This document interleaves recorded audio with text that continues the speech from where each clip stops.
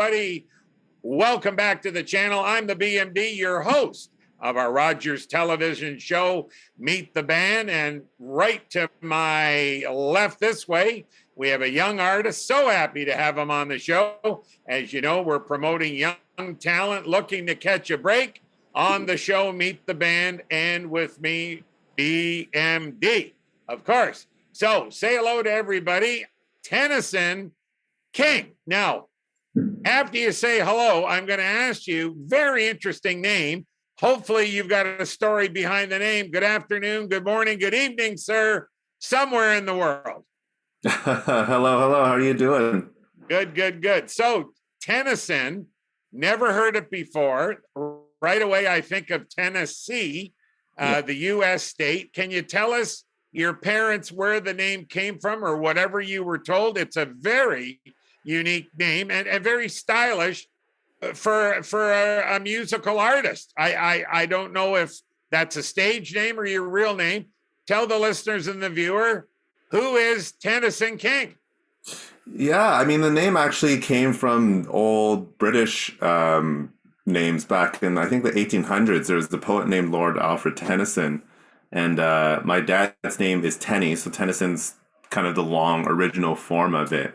And yeah, it just came from I was born in Hong Kong, and a lot of Hong Kong born people were given these interesting British names that Chinese parents were just pulling to give some sort of English name to the birth certificate. So that's the story behind that.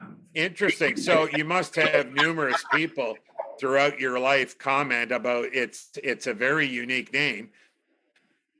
Yeah. A lot of people ask me kind of where it came from, similar to what you just asked, the stories, and a lot of people also ask me if I knew the poet prior as well, and if I'm interested in the poet. But I didn't know too much until the past couple of years when I read a bit of his poetry. But it's pretty cool. So do you like the name? That's the second side of the question. Yeah, I love the name. It's great. Good. Listen. Tell us a little bit about your background. You mentioned Hong Kong. Tell us about your culture, your heritage, and your roots. Keep it within reason, but we try and identify who you are, what you are, and go ahead. Yeah, for sure. So I was born in Hong Kong. I immigrated to Canada, specifically Mississauga, about when I was somewhere between 4 and 6 years old. And I grew up in Mississauga, but my first language is Cantonese, so that's what I spoke at home, and English was what I picked up in school with all the friends and the kids there. And yeah, and it's been, pretty important to me growing up. Definitely lost a bit of that connection as I was young growing up, but I'm trying to refine it now as a young adult and looking for it through my language of music as well. So tell us how you arrived here today, not physically by car, bus, or Uber, but how did you arrive here today on the show? Not about, asking about the show and that, but how did you get to where you are today?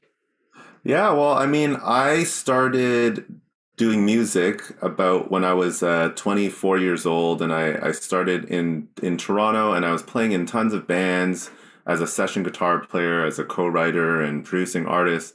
And eventually I left doing all those things and I just started pursuing my own music, which is what you'll hear today, I assume. And it's just singer-songwriter, indie folk music. And I decided to do that just about 5-6 years ago because I just needed something for me. It was a bit of a therapy for me to start writing and singing my own music. So I started doing that and just been traveling the world, sharing my music with different people. And this is where I am today now, just post-COVID.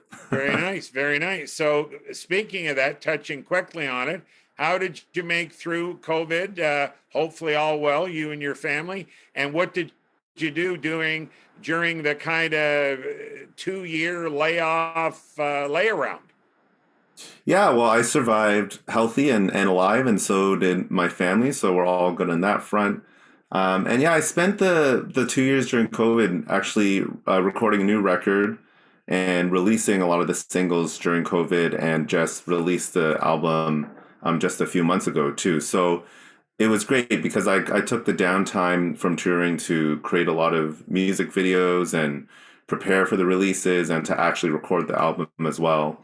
And actually was writing new music as well. So it was pretty productive on the creative front. Now, in your bio, I haven't heard this term before, and certainly not out of ignorance, but I think it's something new. You put down that your music, I don't want to say genre, but maybe style or maybe information highway, nomadic indie folk. So break that down, take your time, because I am not aware of that style, but I have listened to your demos and I find it really interesting. So for those out there like myself that are not educated in these terms, be the teacher and educate us, please.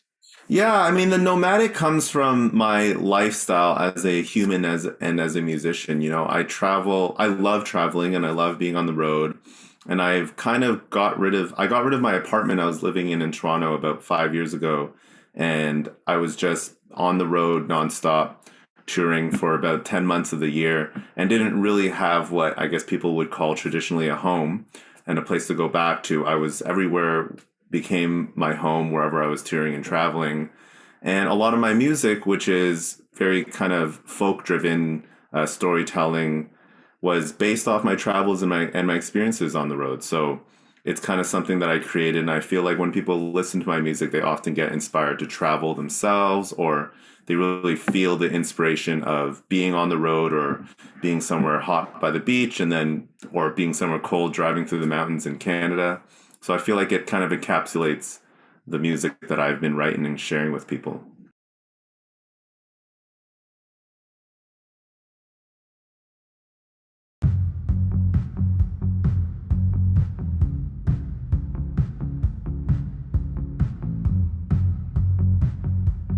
It ain't easy when the walls come tumbling down.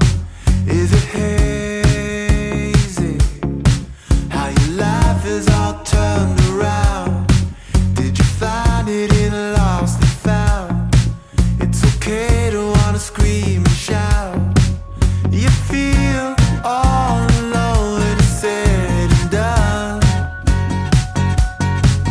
You hate to fall away, you like to run. When you're down and out, hold on, take a little step in the dark. Come and leave someplace where you are a queen of hearts. Moving on, hold on, take a little step in, take a little step in, take a little step in the dark. It ain't easy when they tell you what you're doing is wrong. Would you say, please, let them go and try to string you along? But damn, you know you better be strong. Sometimes you just wanna belong. You feel all alone when it's said and done. You hate to fall away, you like to run. When you're down and out, hold on, take a little step in the dark. Go move someplace where you are the queen of hearts. Moving on, hold on, take a little step in, take a little step in, take a little step in the dark.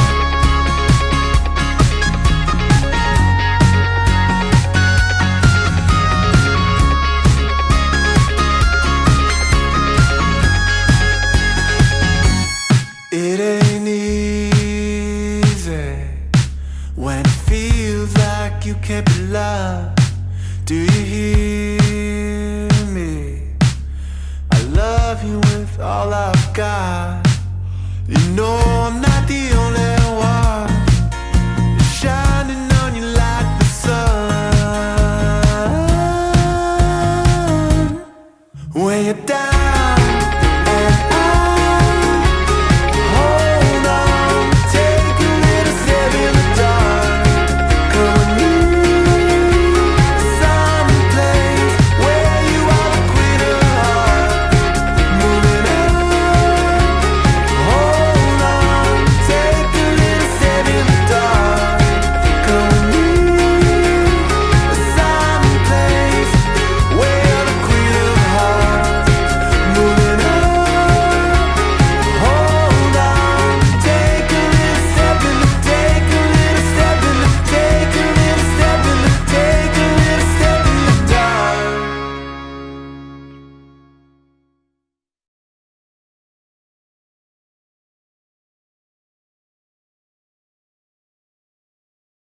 Are you going to be a solo artist, or are you going to be the band artist, or back and forth, or hey, BMD, I'm solo all the way?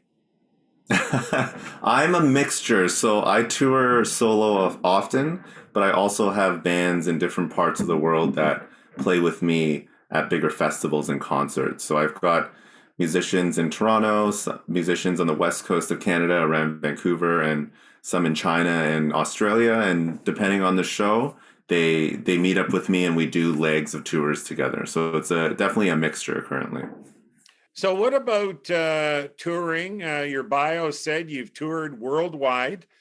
Is that include international? You've crossed all paths in this big thing we call the world, or has it been just basically North America? I know you mentioned China, but has it been North America? Has it been Europe? Has it been a mixed bag? Yeah, so far it's mostly been Canada, Australia, and Asia have been the three kind of main areas that I've been going to for the past let's say 5 years or so. So, what place that you've been to, not a specific town, what country have Hmm. you really felt not only welcome, but comfortable where you can say on that bus ride home or the drive or flight home, hey, these folks really got me tonight. I was cooking with gas, and man, that made me feel good. Well, I think for sure Canada. I mean, I love playing in Canada, and it's it's definitely a top country. But aside from Canada, I think Australia is one of my favorites from going there. I mean, I love the warm weather and the ocean and the beach, and I think when I'm there, I just maybe personally have an extra bit of glow that's happening. And I've toured there about 5 times now, and I really connect with the audience there and connect with the nature and the culture, and I feel the same love back. So, which is why I always keep going. So they're So, definitely a top country. so how did you know at a young age? I'm assuming either being told or you, music, writing, singing came easy to you. How did you know you were good enough? I don't mean finally good enough, where you're being paid now and you're doing shows overseas, everywhere. But how did you know in your heart when you said, "Yeah, I am good enough"? Yeah, that's a tough question. I feel like as an artist and a performer, I'm probably constantly always battling that question if I'm good enough. I think that's a bit of a constant struggle as an artist. I think it takes just going out there and taking the risk and trying, and I think what most important is if I love it or not. And when I'm out there and I do it and I love it and it feels good, I'm more concerned about that than I guess if the public thinks that I'm good enough. And I know it's a tough way to think of it, and that's actually it's a tough question to answer because I'm always thinking about whether or not I'm good enough, and I always want to get better. That's my biggest. We like to ask the good question, sir. We like to ask the good question. Now, what about training? How did you become good? I mean, when I say good, anybody that's paying your way or paying to see you, you got to be good. Because if Yeah, you're not good enough, it's always free. yeah, Now, I yeah. may be wrong, and that's a statement, but I know when people are paying, they're interested and they're coming. So, where did your training come from? Yeah, I started. I mean, I actually started when I was a young child. I was doing classical piano, but I wasn't a big fan of that. So I quit and I just started learning guitar by myself when I was about 17, 18 years old and just started playing for fun. And as I began to take it more seriously, I just started to practice more seriously. And, I would set goals for myself to practice at least an hour or 2 hours a day playing guitar. And then I started training with vocal coaches and mentors and practicing my vocals a couple of hours a day. And then combining all that with then practicing my songs and my actual performance, ends up being I practice like 4 to 5 hours a day. And I did that for a while. And I still do that as much as I can. When I'm on tour, it's a bit harder because you're performing, but then that performance also becomes your practice and the hours that you put in. So you're a firm believer, I'm feeling, that practice makes perfect. Yes, I'm a firm believer of practicing because I practiced quite hard myself to get to where I am today. So yeah, hard work pays off. So was it private lessons at the start, or was there, a school of music, or was there schooling or programs? Or expand a little bit again on, it's one thing practicing solo at home or whatever, but did you get professional help at school or private tutoring? Yeah, I started. I went to a music college called Independent Music Production. That was the program. It was with Seneca College, and that was a 1-year program where they worked with you for music production and business, and some songwriting and performance courses, and that was really helpful. I can't recommend that program enough to aspiring musicians because they taught me how to really take music seriously and to treat it as a profession and as a business, which I was struggling with prior to that. So that was really helpful. And then outside of that, I was taking private lessons from different musicians. I would try different guitarists and pianists to take lessons from, and then I would have different vocal coaches that I would take lessons from, and then take what they're giving me and practice on my own as well.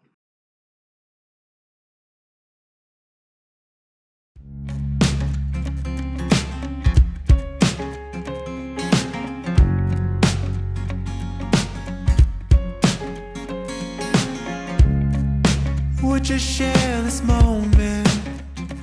I've seen it all before. Pack your bags, my darling. You won't need much more than a pair of shoes. 'Cause I was alone and now I'm ready to share this life on the road. We'll go for danger, riding high at top speed. We can't die when we're famous. Don't follow the lines. So let's roll, set us free. We ain't living no fantasy. Lose control, let it be. Let all the troubles disappear. Share this moment running in my dreams.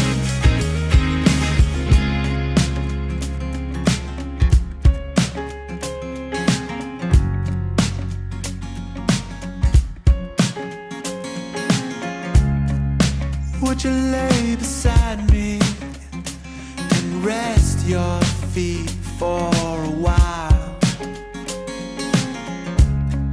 Shoulder to shoulder, we stroll between the trees, combating the rain, the light, the darkness, the thunder, or the rolling seas. We'll go for danger, riding high at top speed. We can't die when we're famous. Don't follow the line. So let's roll, set us free. We ain't living no fantasy. Lose control, let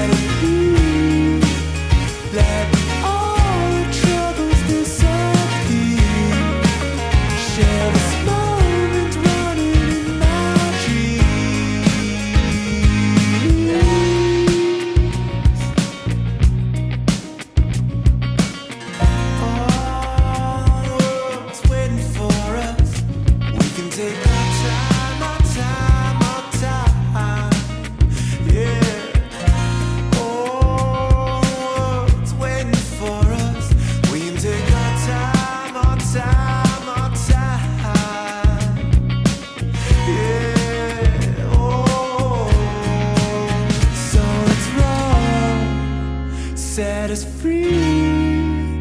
We ain't living no fantasy.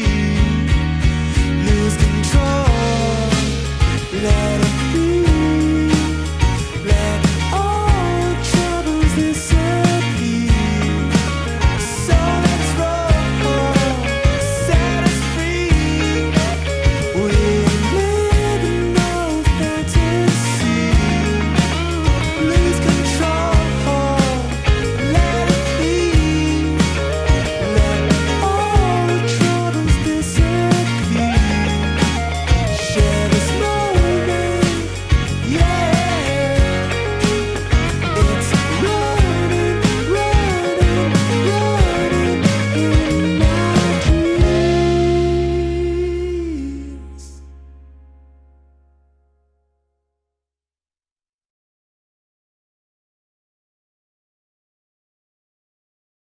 Folks, you're listening to Rogers Television on our new show, Meet the Band, and we have Tennyson King as our guest. I hope everyone's enjoying it. Now, what happened in the bio at the SoCan Song Week? SoCan Song Week. Oh, one of my songs was just named the SoCan Song of the Week. So how exciting was that? That was great. Yeah, I mean, it was awesome to get recognized by. SoCan is a huge performing rights organization, and they specifically focus on songwriters in Canada. And it's great to get some recognition from them because they deal with a lot of songwriters. So to be recognized among that big pool of songwriters in Canada as someone who can write a good song, that's good confidence building and reassurance that, hey, my songs are doing pretty good. Quite an award. Quite an award. Congratulations. Thank you. Now, you're known also as a humorous storyteller. So before you tell your story, who is the storyteller in your family? Or is that something you developed yourself? Oh, the storyteller in my family. I think it might be something I developed on my own. I mean, my family, my mom's quite a social person. You know, people at her work always tell me how much she likes to walk around and joke around with her coworkers and make people laugh. So maybe that's some I got that from her a bit naturally. But yeah, I mean, I love sharing stories, especially on stage, to be honest. In person, I might not be the first person to share a story, but on stage when I'm performing, I love sharing the stories of songs in my life. So 5 years from now, tell us where you hope to be and where you're going to be. Where do I hope to be in 5 years? Well, my hope and where am I going to be, I feel like is similar because I believe in the idea of manifesting my future. So I really try to just say that what I want to be is where I'm going to be. And for me, that's, to be honest, probably living 6 months in Southeast Asia on the beach by the ocean, writing music, making music, and then the other 6 months touring around the world, performing my music and sharing the music with people. Can you tell us about any new projects you're working on without giving away the whole deal? Yeah, so right now, I just released my new record, so I'm still promoting that, and I've got a couple of new live videos that I'll be sharing in the coming months. And in the meantime, I'm actually starting to write for my new record, and it's still pretty fresh, so not much to share with that yet. But I'm sitting down and writing, and hopefully the new record will be out in the next couple of years.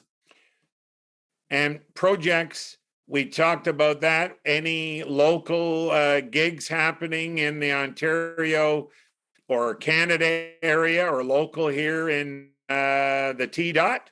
Yeah, for sure. I mean, I just finished my Southern Ontario tour, so I'm on a bit of a break, but I do have a show at the Royal Conservatory of Music on April 30th with, it's like a Songwriters in the Round, and I'll be performing with Blair Packham, who used to be the writer and lead singer from the Jitters back in the 90s, I believe. Mm-hmm.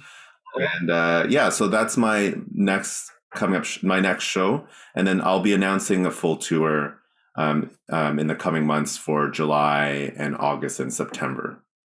So what are your immediate goals other than the new album, a new project you're working out? What is the deal? I'm being told we've got a few bits of time here, under a minute to go.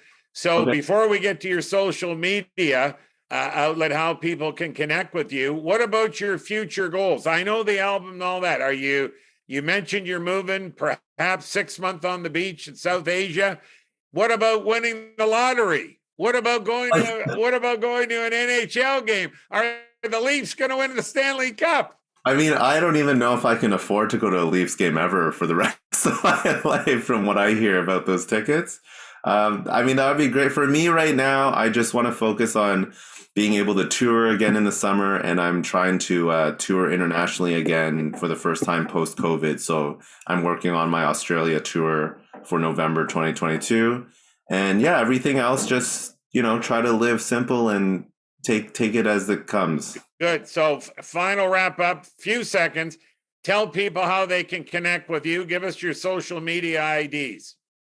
Yeah, best way to connect with me is on Instagram. I'm at Tennyson King, TennySonKng. I'm also on Twitter and Facebook, or you can look me up on YouTube, Tennyson King, and Spotify to listen to my music.